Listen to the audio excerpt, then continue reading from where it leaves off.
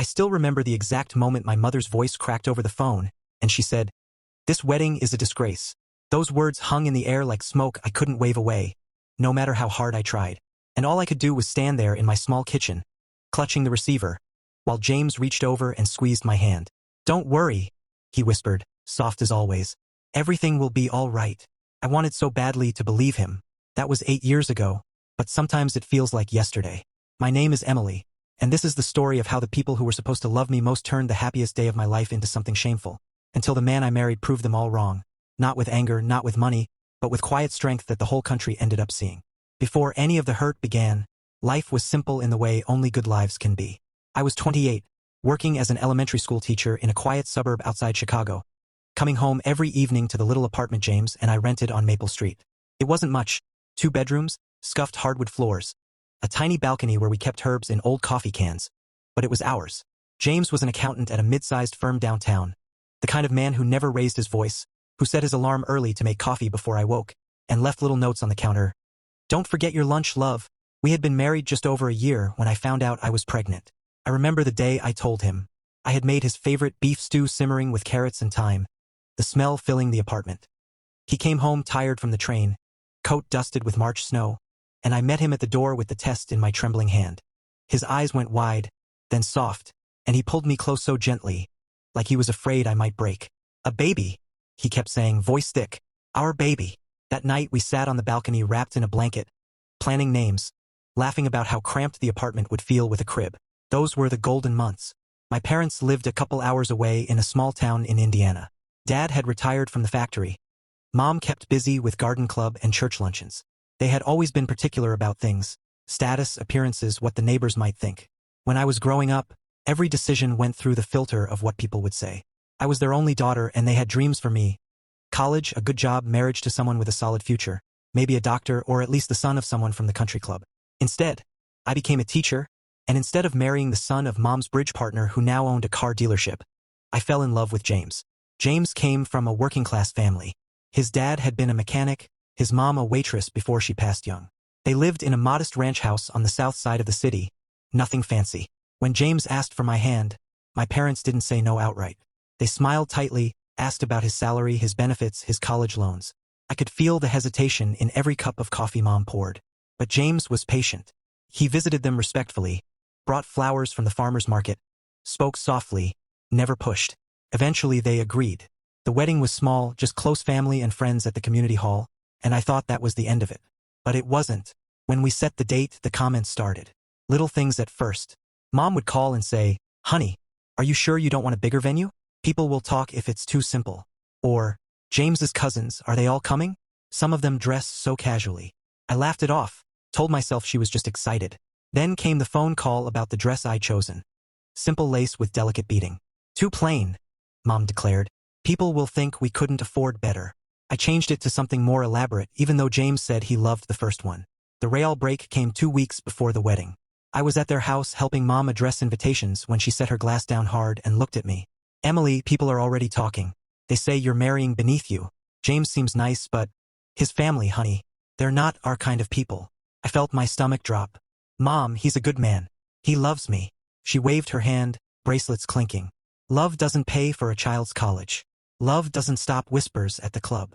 Dad sat quietly in his recliner, flipping through channels, but I saw his jaw tighten. He didn't defend James. He never did. The night before the ceremony, Mom cried in the kitchen while slicing vegetables for the rehearsal dinner. "I just wanted better for you," she whispered. "This feels like a mistake." I stood there, knife in hand, tears mixing with the onion sting, and I didn't know what to say. James called later that evening. I told him everything. There was a long silence on the line, and then his calm voice. "Don't worry, Emily. I'll prove to them I'm worthy of you. Just give me time." I clung to those words like a promise. The wedding day itself was beautiful despite everything. The hall smelled of lilies and fresh coffee, the light soft through the windows. James looked so handsome in his navy suit, eyes shining only for me. When the pastor asked for our vows, James's "I do" rang clear and steady. Mine trembled a little, but it was true. Yet even as we stood at the reception, smiling for photos, I could feel my parents' stiffness beside me. Mom kept smoothing her dress, avoiding eye contact with James's sister. Dad shook hands politely but briefly. Friends of theirs whispered. I heard one say, Poor girl, such a simple match. My cheeks burned. That night, in our apartment strung with the string lights our friends had hung, James held me while I cried quietly. "They'll come around," he murmured into my hair. "Families always do." I wanted to believe him. I really did. But they didn't. Not for a long time. The years after our wedding slipped into a rhythm that should have felt peaceful. But there was always this quiet undercurrent of unease, like a draft you can't quite find the source of. Our daughter, Lily, was born on a crisp fall morning. Her cry small but determined, as if she already sensed the world could be complicated. James was there through it all, holding my hand during labor, counting breaths with me, his voice steady when mine shook. When the nurse laid her in his arms, I watched tears slip down his cheeks. Silent, the way he showed everything deep. "She's perfect," he whispered, voice rough. "Just like you." That moment I thought, this is our family. This is enough. We moved to a small house in the suburbs when Lily was 1. A fixer-upper with creaky floors and a backyard just big enough for a swing set. James got a steady raise at work, nothing flashy, but enough to cover the mortgage and put a little away. I went back to teaching part-time, loving the chaos of crayons and storytime circles. The way the kids hugged my legs at pickup. Evenings were my favorite. James coming home with a bag of burgers from the diner near the office. Lily toddling to the door shouting, "Daddy," in that squeaky voice. He'd swing her up, kiss her forehead until she giggled, then turn to me with that gentle smile. "How was your day, love?" he'd ask, and I'd tell him everything while he unpacked the food. But my parents, they never really came around. Visits to Indiana were polite but cool. Mom would hold Lily, admire her curly hair, but there was always this distance. "She's growing so fast," she'd say, then add, "If you had more help, maybe you could afford those cute boutique outfits." Dad would sit with James, talk about the Bears or the weather, but never about his job, never about promotions. Once, when Lily was 2, Mom pulled me aside in the kitchen. "Honey, James is a good dad. I see that. But look at your cousins, married to lawyers, businessmen with real security. You could have had that." I felt the old ache. "I have love, Mom. That's more than a lot of people get." She sighed, stirring her coffee too hard. "Love doesn't stop people from talking." The little digs kept coming, like paper cuts you barely feel until they add up. At family gatherings, relatives would ask James what his dad did, again, as if they'd forgotten he was just a mechanic before he passed. Or they'd praise someone else's son-in-law who just bought a boat, glancing at James like he should hang his head. He never bit back. He'd smile politely, change the subject, rest his hand on my knee under the table. Later, driving home, I'd apologize. "I'm sorry they're like that." He'd shake his head. "They're your parents, Em. I knew what I signed up for." Then he'd say it again. "Don't worry. One day they'll see." I tried to brush off the first real sign that something was off. It was subtle, the way these things start. James began staying late at the office more often. "End of year audits," he'd say, kissing me goodbye in the dark morning. He looked worn. Shadows under his eyes, his shirts hanging looser.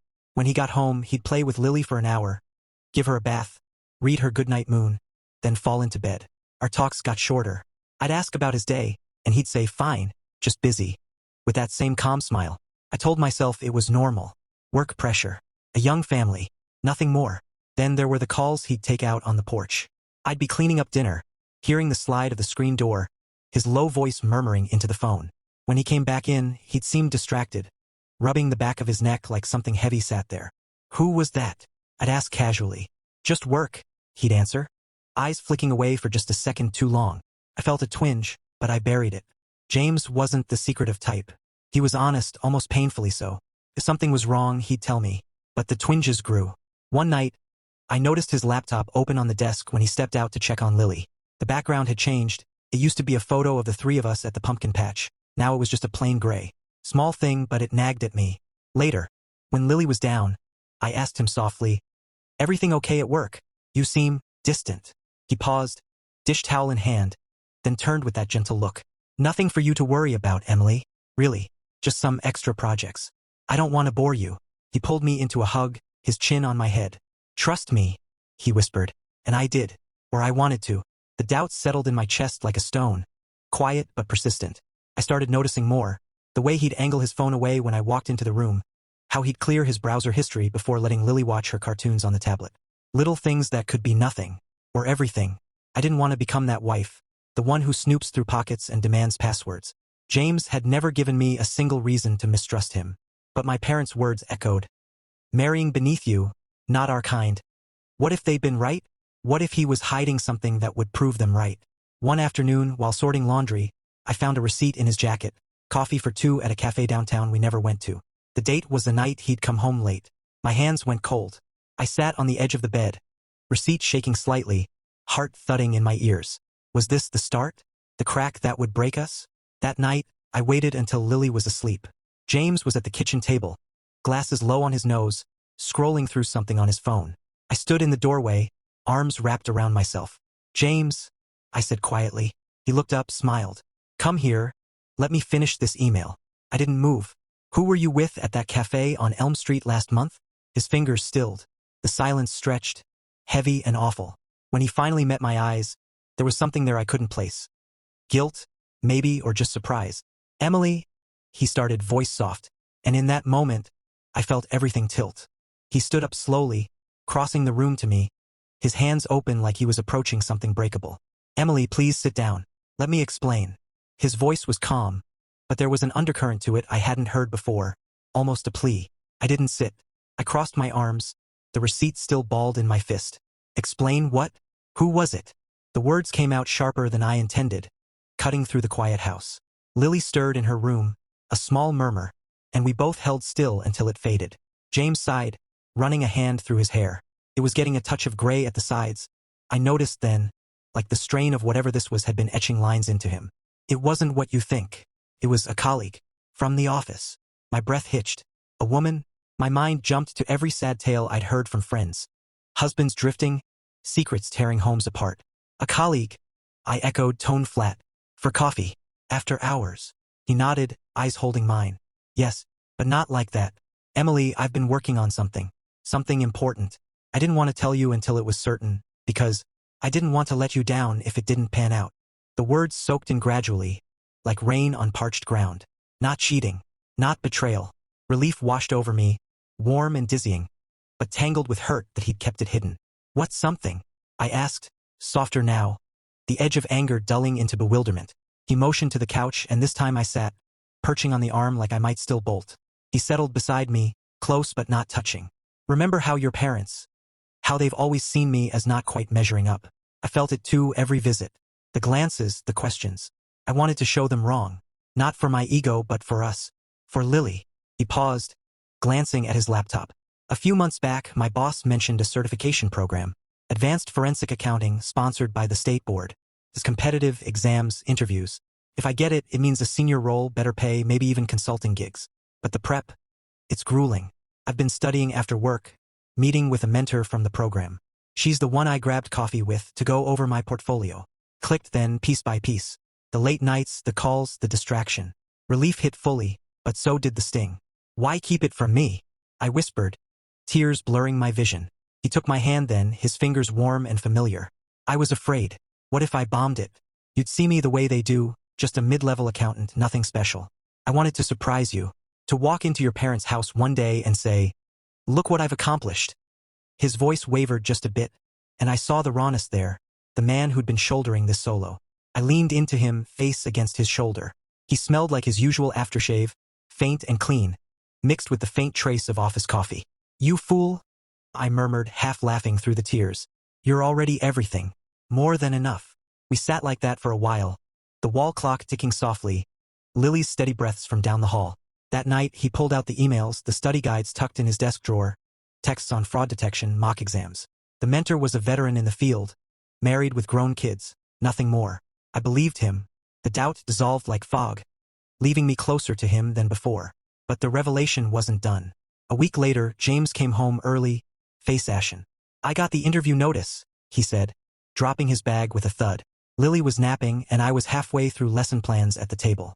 I jumped up, wrapping him in a hug. "That's incredible." "When?" He smiled, but it didn't touch his eyes. "Next month. In Springfield. Final panel, interview, presentation." I felt his tension in the rigid set of his shoulders.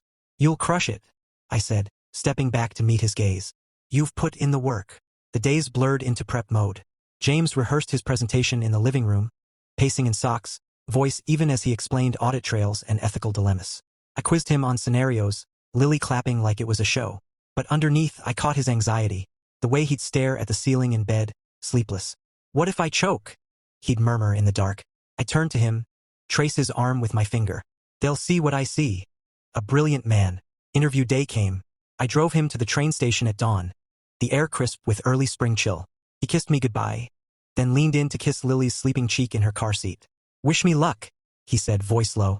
"You don't need it," I replied. "But I'll be thinking of you." Watching the train pull away, I felt pride mixed with nerves, like sending part of my soul into the unknown. He called that night from the hotel. "It went all right, I think." The panel grilled me on case studies. He sounded wiped but optimistic. "Results in a few weeks." We waited. Those weeks dragged, packed with routine school drop-offs, dinners, bedtime routines, but buzzing with expectation. My parents called once. I mentioned the opportunity vaguely. Mom's response was tepid. "Well, fingers crossed, I suppose." No enthusiasm. No belief in him. Then the letter arrived. James opened it at the kitchen table, hands steady but eyes intent. I held my breath as he scanned it, expression blank. Then he looked up, a grin breaking through. "I got it," he breathed. "Full certification track. Starts in 3 months." Joy surged. I hooped, hugged him tight. Lily bouncing around us yelling, "Daddy won! Daddy won!" We celebrated with takeout pizza. The cheese stringy and hot. Laughter warming the house like it hadn't in weeks. But the real surprise came next. The program wasn't just certification. It tied into a national ethics initiative. James's mentor had highlighted a project he'd done, spotting irregularities in a client's reports. The award included public recognition. A ceremony, broadcast on national news. When he told me, I froze. "Like actual TV? Network?" He nodded, chuckling at my wide eyes. "Yeah, C-SPAN level but with press. Officials and all." My thoughts flew to my parents, the relatives who'd murmured at our wedding. They'd see. Everyone would. The betrayal I dreaded wasn't from James. It was from my own fleeting doubts, seeded by years of subtle slights from my family. Now, the truth was out. Not just for us, but for all to witness. The ceremony was set for a Friday evening, broadcast live on one of the major networks as part of a special segment on professional excellence and ethics in accounting. James left early that morning, wearing the new charcoal suit we'd picked out together. Simple, sharp, the kind that made him look confident without trying too hard. He kissed Lily and me at the door, his hand lingering on my cheek. "Don't worry," he said again, that familiar line, but this time with a quiet grin. "Just watch with Lily, and save me some of the mac and cheese she likes." I laughed, nudging him out, but my stomach was in knots. That night, I got Lily bathed and into her favorite dinosaur pajamas, then settled us on the couch with a bowl of popcorn and her sippy cup. The house smelled faintly of the vanilla candle I'd lit to calm my nerves. I turned on the TV 15 minutes early, flipping to the channel, hands a little sweaty on the remote. The program opened with the usual pomp, anchors and suits, a montage of American flags and city skylines, then a segment introducing the awards for integrity in financial professions. I held Lily close as they showed brief profiles of each honoree. When James's name came up, full name with his firm and the case he'd helped flag, my heart stopped. There he was, walking across the stage in Washington, D.C., shaking hands with a deputy secretary. The camera lingered as the citation was read. For outstanding vigilance in detecting financial irregularities that protected taxpayer funds and upheld the highest standards of professional ethics. The audience applauded warmly. Lily pointed at the screen. "Daddy!" she squealed, bouncing. I laughed through the tears already starting. Then James stepped to the podium for his acceptance remarks. I had no idea he'd prepared anything beyond a thank you. He adjusted the mic, looked straight into the camera, and began. "Thank you, Mr. Secretary, distinguished guests, and everyone watching at home. This recognition means a great deal, but it doesn't belong to me alone. It belongs to the mentors who taught me that numbers are about trust, to my parents who showed me that hard work and honesty matter more than anything else, and most of all." He paused, and I saw his eyes soften the way they did when he looked at us. "Most of all, to my wife, Emily, and our daughter, Lily. They believed in me when others didn't. They gave me a home where I'm enough, just as I am. This is for them." The room erupted. I sat there stunned, tears rolling down my cheeks, Lily patting my face with sticky popcorn fingers. "Mommy said." I pulled her close. "Happy tears, baby. The happiest." My phone lit up almost instantly. Texts from friends, old college roommates, even my principal at school sending screenshots. "Emily, was that James on TV? So proud. Tell him congrats." I answered with shaky fingers, heart bursting. Then came the call I'd both dreaded and hoped for. "Mom." I picked up on the third ring. Silence at first, just the faint sound of the broadcast still playing in their living room. James finishing his remarks. Then her voice, small and shaky. "Emily, is that our James?" I swallowed. "Yes, Mom. That's him." Another long pause. I heard Dad in the background, coughing like he did when emotions got too big. Then Mom again, softer. He said your name. On national television. Her voice broke. Honey, we were watching. The whole neighborhood's probably watching. I didn't know how to respond. Part of me wanted to list every slight, every disgrace, every cold shoulder, but I was too full of the moment. He worked so hard, Mom, I said quietly. He did this for us. She was crying now. I could hear the hitch in her breath. We were wrong, she whispered. Your dad and we were so wrong about him, about everything. I closed my eyes, feeling years of tension start to loosen. It's okay, I said, even if it hadn't always been. He never held it against you. Dad took the phone then, his voice gruff, thicker than usual. Put James on when he gets home. I need to talk to him. That was Dad's version of an apology. I smiled through fresh tears. Yes, Dad. The calls kept coming. Relatives who'd barely acknowledged us at reunions now gushing congratulations like we were old favorites. The aunt who used to mutter about James's background left a long voicemail. Emily, dear, forgive your aunt. We didn't see it. Tell James we're so proud. I listened, then deleted it. Some things don't need a response. James got home after midnight, the award plaque carefully wrapped in his suitcase. Lily was asleep, but I waited up, the house quiet except for the hum of the fridge. When he walked in, he looked exhausted but at peace. I met him at the door, took the plaque, set it on the counter. Then I just held him. You did it, I whispered into his coat. He hugged me tighter. We did it, he corrected softly. I just said the words. We stood there a long time, the weight of the day settling around us like warm light. In the weeks after the broadcast, our lives shifted in ways both subtle and profound. James's phone buzzed constantly, colleagues congratulating him, recruiters leaving voicemails, even a local news station asking for a follow-up interview. He took it all in stride, thanking people sincerely, politely declining anything that felt like spotlight chasing. This isn't about being on TV, he told me one night, folding Lily's tiny shirts while she played with blocks nearby. It's about doing the job right. I watched him and felt my love settle deeper, like roots finding richer soil. My parents showed up unannounced one Saturday morning, just 12 days after the ceremony. I opened the door to find them on the porch, Mom holding a bakery box of her famous cinnamon rolls, Dad carrying a big gift bag. They looked uncertain, smaller than usual in the spring sunlight. Hi, honey, Mom said softly, eyes already misty. I stepped aside, pulse quickening. Come on in. We gathered in the living room, the same one where James had rehearsed his presentation 100 times. Lily peeked out from behind my legs at first, shy with her grandma and grandpa. Mom set the box down, then knelt to Lily's level, who slowly went to her. You're getting so big, she murmured, smoothing Lily's curls. The quiet stretched, broken only by the distant hum of a lawn mower down the street. Dad cleared his throat first. Emily, where's James? His voice was rough, but softer than I remembered. He'll be back soon. Took the car for an oil change. Dad nodded, shifting on the couch. Then, to my surprise, he pulled a beautifully wrapped package from the bag. A child's picture Bible with Lily's name engraved on the cover, and beside it, a little wooden savings bank shaped like a house. For our granddaughter, he said quietly. Mom's tears started then. She set Lily down and reached for my hands. Honey, we came to say we're sorry, face to face. Her fingers shook in mine, the skin thin and familiar from years of gardening and baking. We watched that ceremony. We heard him up there, talking about you and Lily, and it hit us like a ton of bricks. All these years we judged him by his paycheck, his family, where he came from. We forgot that a man's real value is in his heart. She paused, voice cracking. We were unfair. To both of you. I felt my own tears rise. I'd pictured this moment so many times, dreamed of them finally seeing. But now that it was real, the old anger felt far away, unnecessary. Mom, I began, but she shook her head. No, let me say it all. When the neighbors started calling, asking if that was our son-in-law on the news, praising him, it stung. Because we realized we'd spent years pushing you away from your happiness out of our own pride. Your wedding, we smiled for the pictures but complained behind your back. We called it simple, second-rate. And James, he never once pushed back. He just kept being kind. To us. To you. She wiped her eyes with a tissue. Forgive your stupid parents, honey. Dad spoke then, voice low. I was the worst of it. I thought success meant big titles, country club memberships. I forgot that success is coming home to a family that's happy to see you. James gave you that. And respect. More than I ever gave him credit for. He looked down at his hands. When he gets here, I want to tell him myself. Man to man. Right on cue, the front door opened. James walked in, keys rattling, surprised to see company.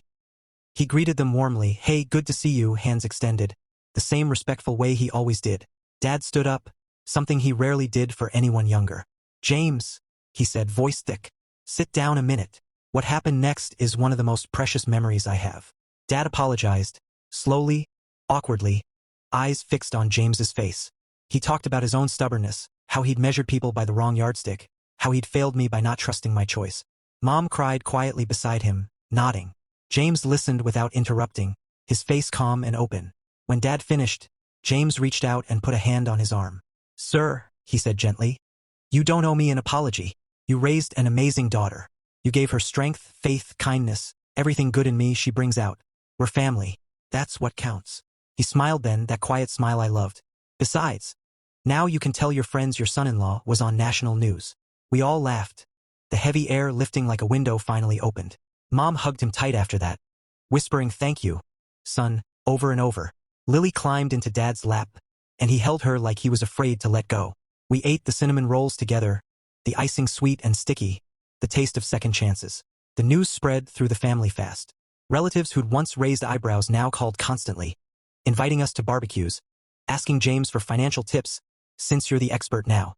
Some apologies felt heartfelt, others more about saving face. But James met them all with the same grace. He never rubbed it in, never said, "I told you so." He just kept being James.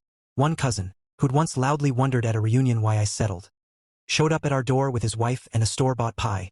He pumped James's hand too hard, talking about potential partnerships. James listened, then said quietly, "Real success isn't just the bottom line. It's knowing you can look your family in the eye at the end of the day." The cousin left looking quieter than when he arrived. I didn't need the public fallout for my own peace. Seeing my parents' genuine remorse, watching them welcome James as a true son, that was justice enough. The rest was background noise.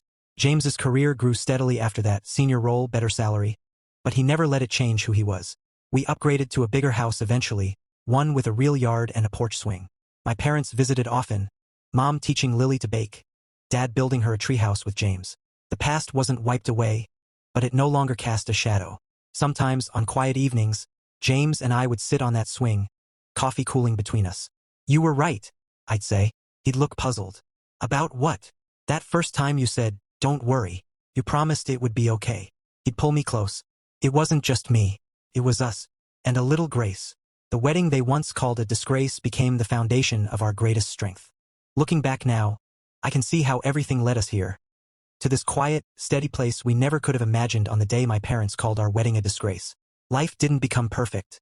There were still challenges. Ahmed's long hours when a big case came up, Sarah's fevers that kept us up at night, the ordinary struggles of raising a family on one steady income that was growing but not yet abundant. But the heaviness was gone. The constant need to prove something, to my parents, to relatives, even to myself, had lifted like morning mist. We built new traditions.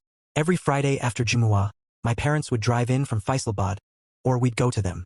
Ami started calling Ahmed Beta, without hesitation, packing extra food because, "You work so hard, you need strength." Abu would sit with him on the veranda talking about news or cricket at first, then deeper things, faith, responsibility, the kind of conversations they'd never had before. One evening, I overheard Abu say, "I thought I was protecting her by wanting more for her, but you protected her heart. That's the real provision." Ahmed's reply was soft, "We protect each other, uncle.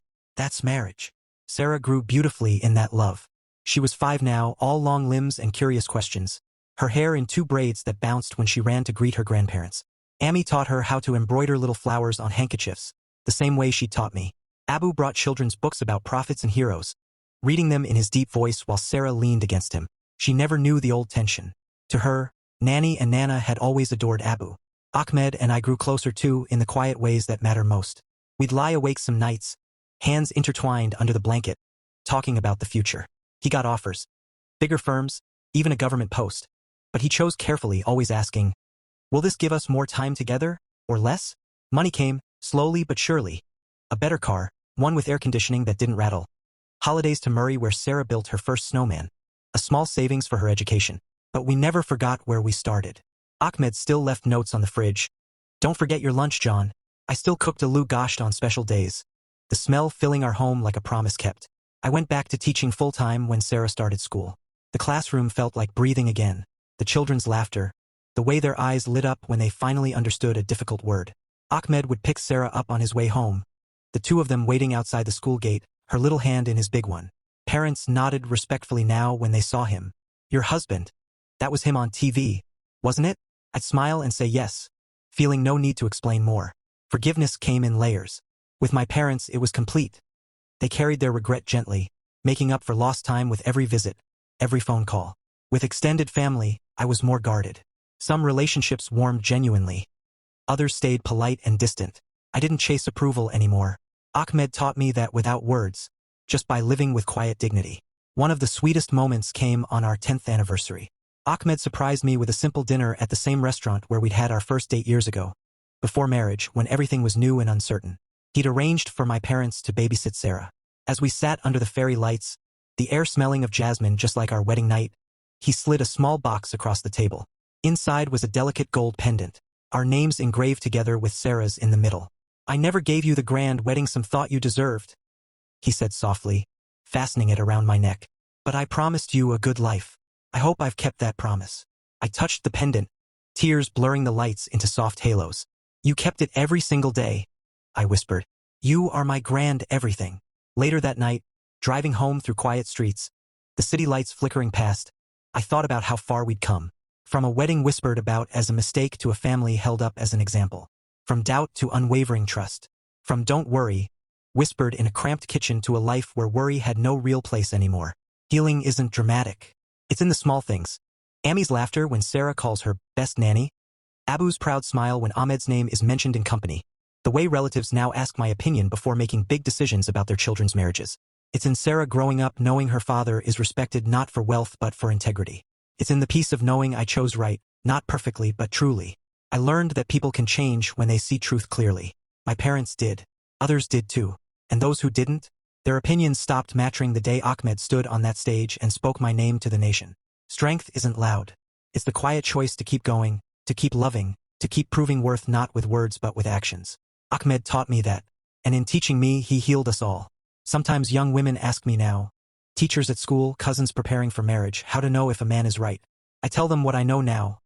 Look for the one who makes you feel safe enough to be yourself, who carries burdens without complaint, who says don't worry, and then spends years making sure you never have to.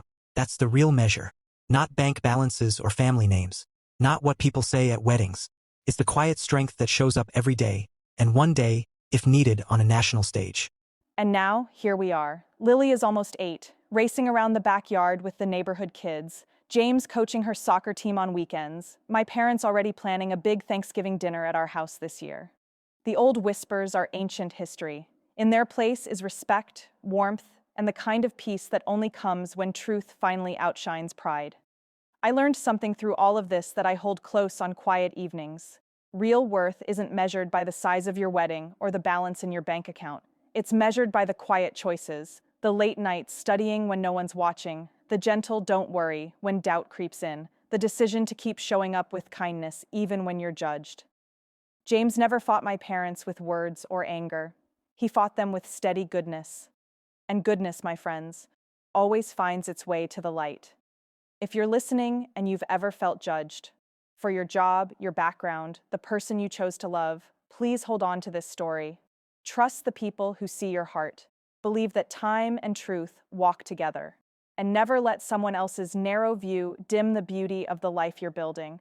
Sometimes the very thing people call a mistake becomes your greatest strength. So I'll leave you with this question, the one that still warms me when I think back.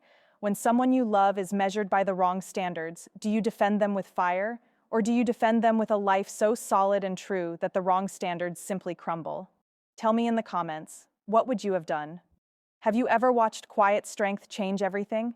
If this story touched you, give it a like, share it with someone who needs to remember that goodness wins, and subscribe for more real stories straight from the heart. Until next time. Take care of the ones who truly see you. God bless.